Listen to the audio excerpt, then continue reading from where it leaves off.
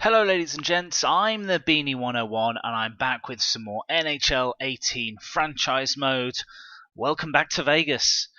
We've had a pretty disastrous start and a disastrous result in our home opener. We lost 8-5 to a young and dynamic Arizona Coyotes team, the pesky young pups. If we go back to October, we can see that there. There we go. We've got the 8-2 loss. Not good. The Golden Knights are supposed to be a team of warriors crusading to victory. Instead, we're kind of a team still figuring out how to get the desert sand out of our pants. So perhaps we need to figure out whether franchise mode includes an option to hire a new kitman. Anyway, the root of our problems seems to be stemming from the fact that Fleury in net is not playing particularly well, and he's not getting a lot of help from his defenseman. He's pretty much been getting hung out to dry, and a dry flower, well, that just becomes potpourri on your grandmother's mantelpiece, and yeah, it smells nice, but it looks atrocious. So I want to try and fix our defensive woes by trying to get us a little bit of help on our blue line. So I want to take a look at some of our trade options. Now, looking at what we have at the moment, the answer is not a lot. We've got a fair amount of depth in our team, but we're fresh out of high-end talents in our prospect pool that we can use as a bargaining chip somewhere down the line. So the difference maker is we do seem to have an awful lot of picks, especially in 2019. We are swimming in second round picks.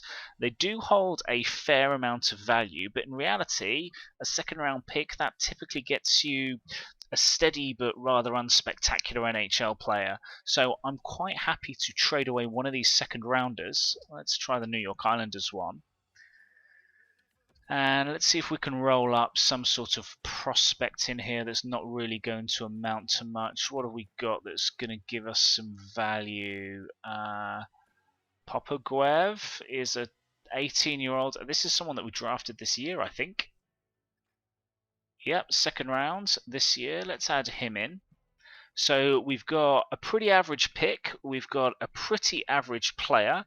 Let's package them up, roll them in glitter, stick a bow on top, and let's see if we can pass them off as the bargain of the century. Let's fleece ourselves some GMs. I'm going to scroll across and see if there's anyone that actually wants both. The Carolina Hurricanes want both. Do they have anything of note defensively? Slavin, maybe? 23 years old? Might not be a bad shout. Yep, Slavin is potentially a good option. Anybody else? Oh, we've got the Dallas Stars, who are interested in both of our players. Are they interested in giving anyone up? They don't really have much. Honker, no, they don't. They don't have any real NHL ready talent that can help us this year, so they are out of the question. Who else have we got? The New York Islanders. They want both. They want their second round pick back. What can we give them for the second round pick? Now, they want to get rid of Johnny Boychuk, who's an 83 overall. He is 33 and he carries a £6 million cap hit, which is quite a lot. Pretty defensive defenseman. I'm more interested in someone like Travis Hamonic. He's, again, pretty defensive. Not necessarily going to contribute a huge amount of points, but he's no slouch. 83 overall. Yeah, we could probably do that. Let's see if we can get Hamonic. This looks like it should be there or thereabouts. If anything, we're probably giving up a little bit too much. Can we give a little less value in our pick? Perhaps we give up the Columbus pick, which holds just a slight amount of less value. Let's propose this trade. It's accepted. Brilliant. So we have Travis Hamonic. So here are our lines. We've got Prawn, Shipachov, and Neil. We've got Berger, Carlson, and Marchessault. They're doing okay. Our third line is obviously having some favourable matchups because they're doing pretty well. Connor only has 4 points, but Sheehan has 7. And more importantly, Riley Smith as a sniper is really getting some goals. He's got a 17.9 shooting percentage, so he's doing well on that third line. We're going to keep him on there. And now that we've set up our lines, we're going to go into the month of November. And the most important thing is, what game are we going to witness? I think we want to have an away game at the Edmonton Oilers. So let's sim all the way up to this point and hope we can do well. Thomas Hiker has a mild concussion. Let's... Assistant coach replaces the player on my NHL line. Yeah, okay, fine. The draft class is a bit weaker. There we go. So we managed to sign another goalie. Oh, we're losing to the Bruins and the Senators. Oh, wow. And the Leafs. We've gone 0-4. Winnipeg, come on, give us a win against Winnipeg. Yes, we finally get a win against Winnipeg. We've got Robbie Russo on waivers. Don't really need him. We're going to decline that. Now let's get our scout up and running again. I don't think we've been at the queue, so let's try a defenseman in the queue for 3 weeks. And then here we are.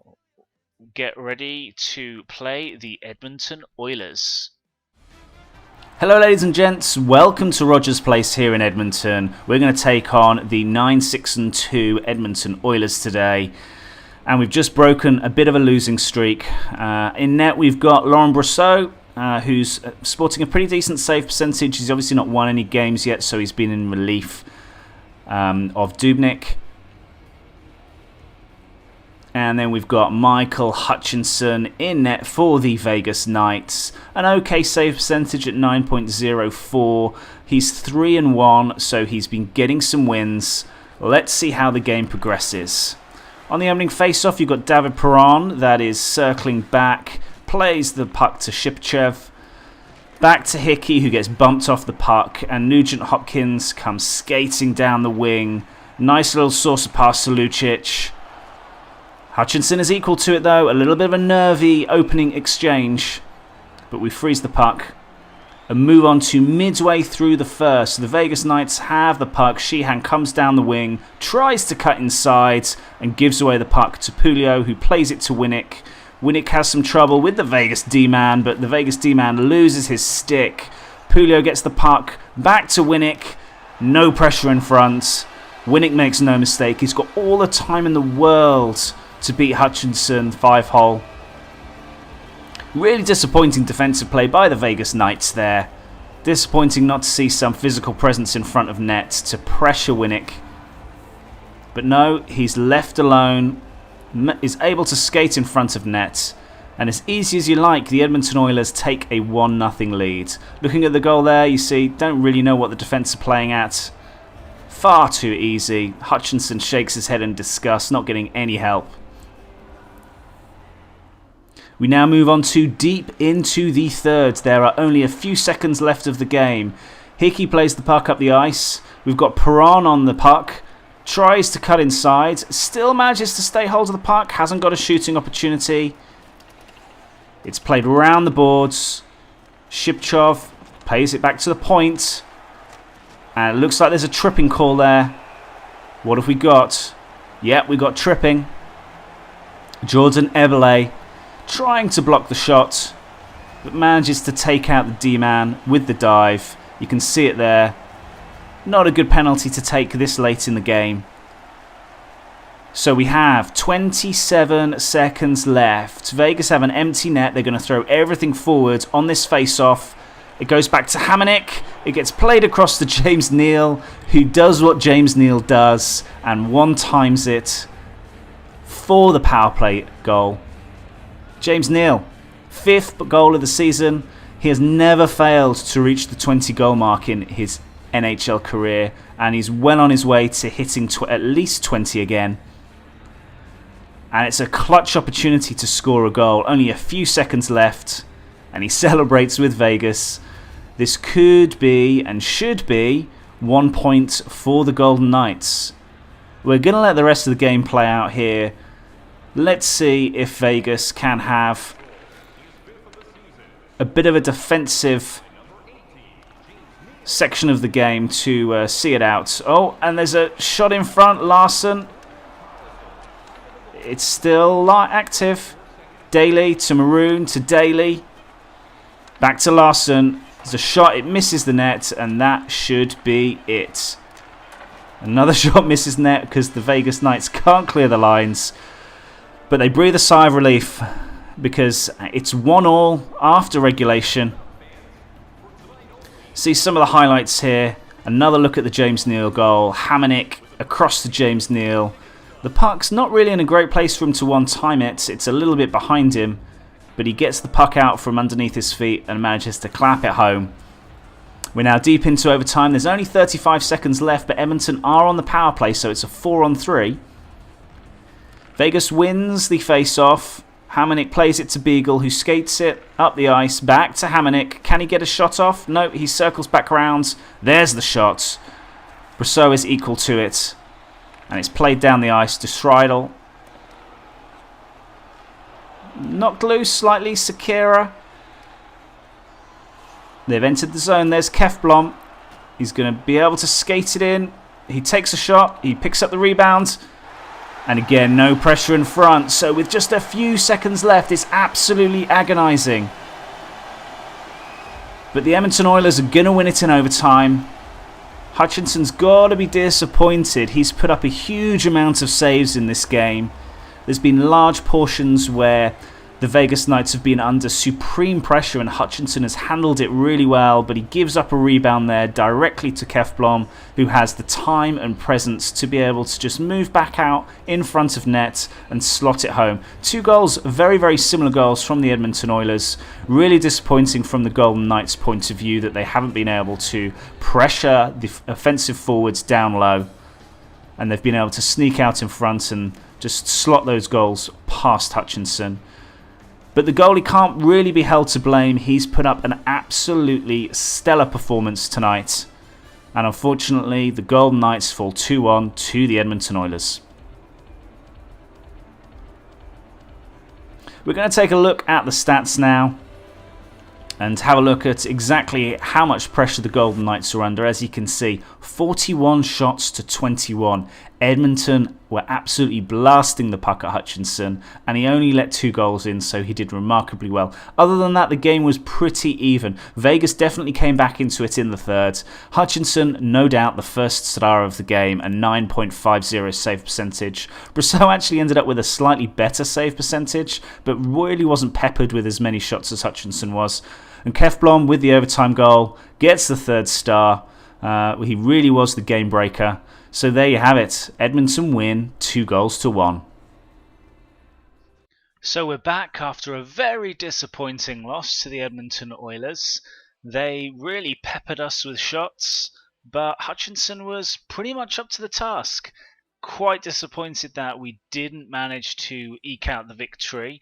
It does mean that we've slipped to our 4th overtime loss of the season, and it means our record is now 5-8-4. Oh, if we'd have just converted a few of those overtime losses into wins, we'd have a much, much better record. There's a couple of things that I'm going to do, or a couple of things that I've done off screen just as soon as that game ended. Going back to the team management screen, if we go to our edit lines, I have made one change.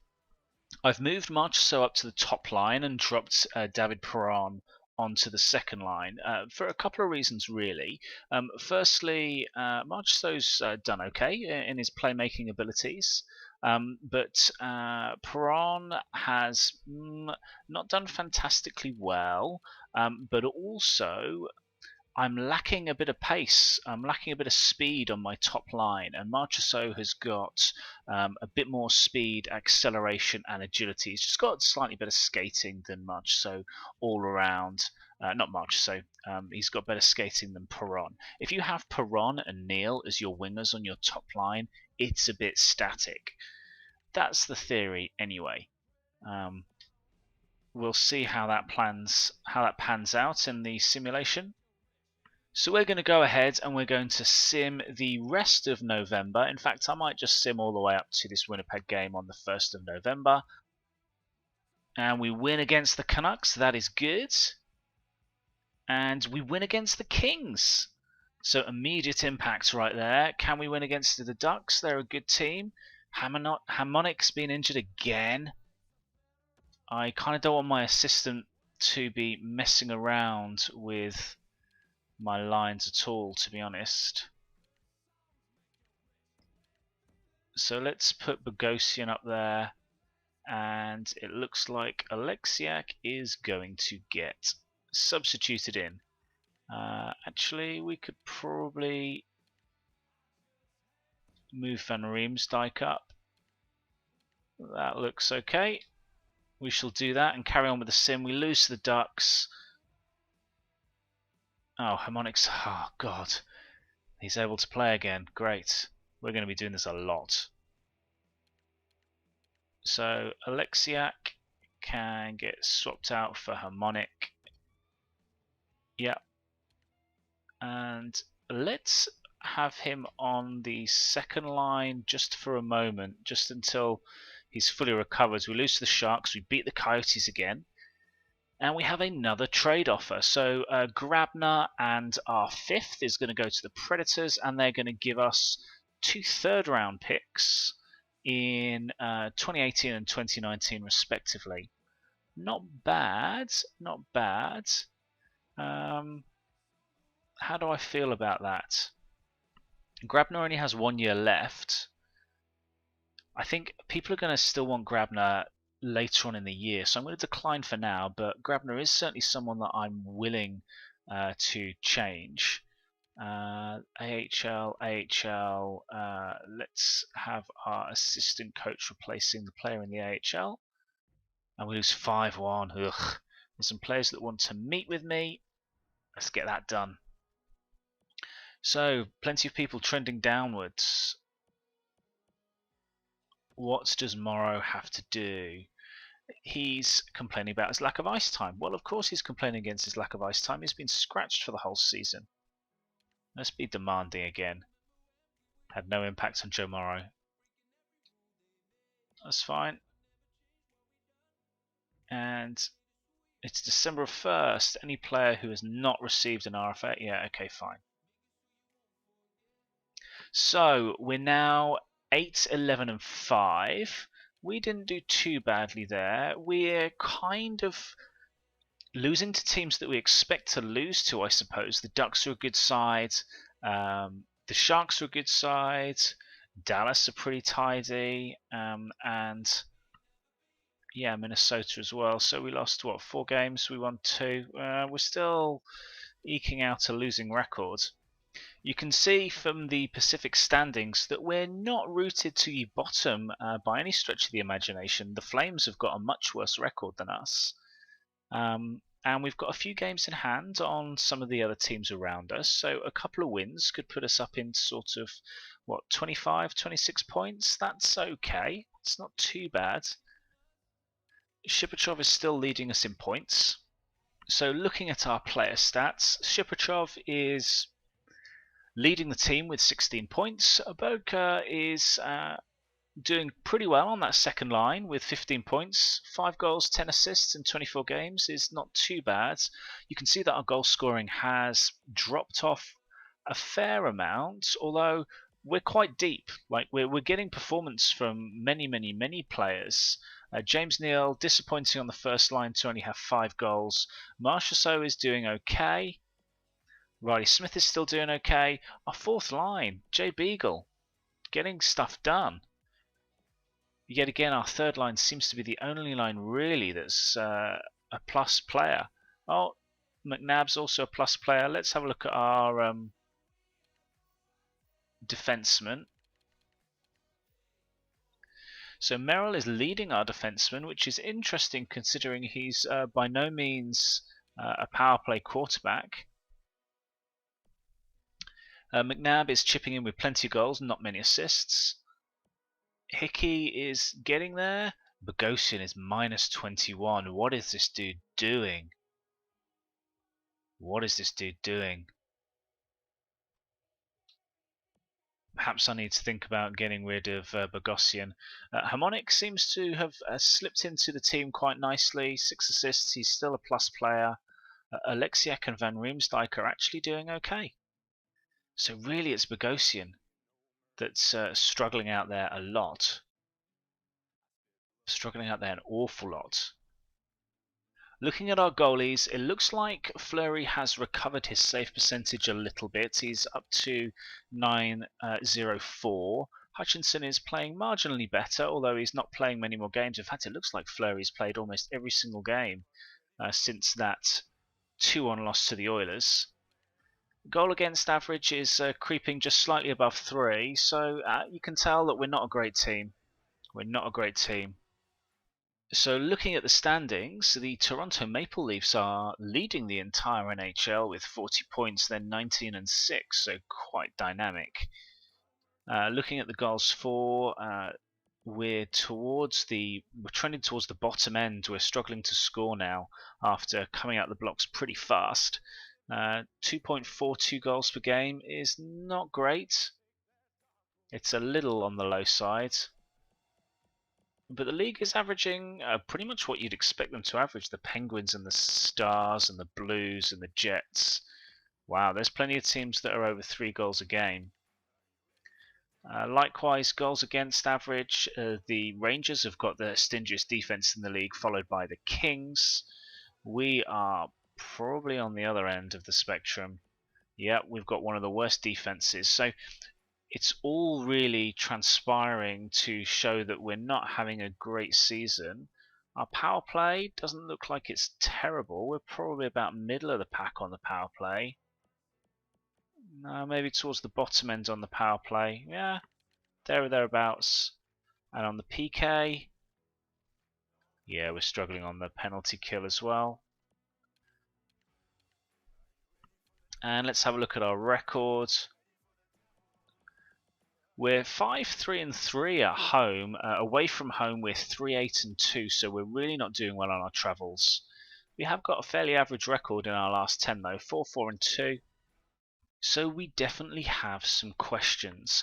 Grabner seems to be attracting some attention from the trade block, so I wouldn't mind getting rid of Grabner at some point. Bodka's been doing well. James Neal, we've got to solve the problem that is James Neal. Do we trade him away now? He has by far the most trade value of anyone on our side. Perhaps now is the opportunity. I think he's got 1 year left on his contract, like Grabner, to actually trade in these two guys and see what we can get for them. He is our only legitimate first-line winger. So let me know what you think. Is it the opportunity now to trade away some of our stars and really build for the future, or do we want to continue the sim for another month and see how we come out probably about 2/5 through the season? We've got some difficult games coming up. We've got the Ducks again. We've got Nashville, Dallas, and Pittsburgh that we're going to be playing. We've then got Tampa Bay, Washington, Anaheim, and the Kings to round out the month of December. So it's going to be a difficult, festive period, that is for sure. We do have a promotional night for our game for the Penguins. I'd love to see us play Sidney Crosby. Let me know what you think, who you want us to play. Thank you ever so much for watching. We've got plenty of stuff to get through. I appreciate all the support that you guys are giving me. Keep watching, and I'll catch you again in the next